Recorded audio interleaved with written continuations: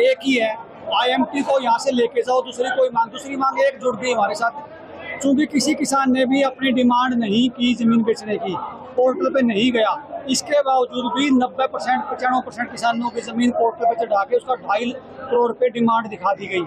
दूसरी मांग हमारी ये है कि जिस व्यक्ति ने ये कार्य घिनौना कार्य किया है उस व्यक्ति पे मुकदमा दर्ज हो, न्यायिक जांच हो। और आप लोगों को एक बात हम बता दें, आज किसानों की पहली स्टेप पे बड़ी जीत है। प्रशासन ने जिद की थी, सरकार का दबाव था DC साहब पे, क्या किसानों बीच में नहीं जाना, आपने ज्ञापन नहीं लेना, लेकिन जनता सरकार के बीच में, जनता के दबाव में DC साहब को नीचे आके ज्ञापन लेना पड़ा। यहाँ जो जीत है किसानों की पहली बढ़त है।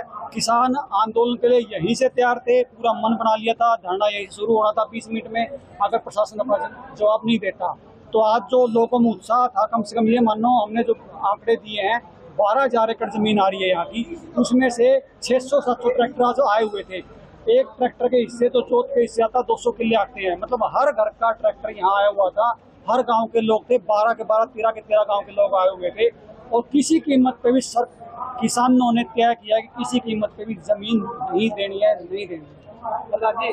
सर, बात की जाए हरियाणा में बेरोजगारी से ज्यादा क्राइम बढ़ रहे हैं, तो जब IMT आएगी तो रोजगार तो उत्पन्न होगी, उससे और ज्यादा क्राइम बढ़ेगा, उससे और ज्यादा बेरोजगारी बढ़ेगी। क्योंकि एग्रीकल्चर सेक्टर ऐसा सेक्टर है जो 46% रोजगार देता है।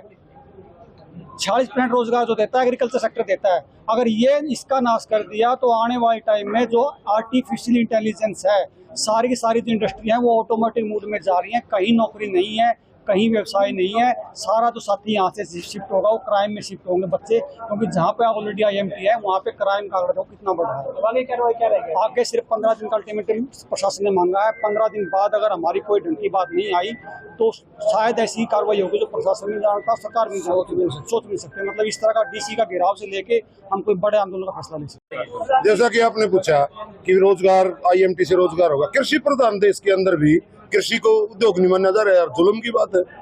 46% रोजगार मेरे से पहले वक्ता ने बताया कि कृषि देती है। कृषि प्रधान देश तो मानते हो ना भारत को, वही रोजगार नहीं मान रहे उसको, वो उद्योग नहीं मान रहे, और फिर कह रहे हैं IMT किसी जगह लगा दो जहाँ बंजर हो। जो चीनी तेरिया कराया गया उसमें पानी की मार नहीं, सूखे की मार नहीं, बढ़िया फसल होती है। 60 मन गेहूँ होते हैं, 60 मन जीरी होती है, 1 एकड़ वाला भी गुजर बसर करता है उस पर। भाई हमारा अनुरोध है सरकार से, इस IMT को कहीं और लगा दो, किसान किसी भी कीमत पे जमीन नहीं देगा।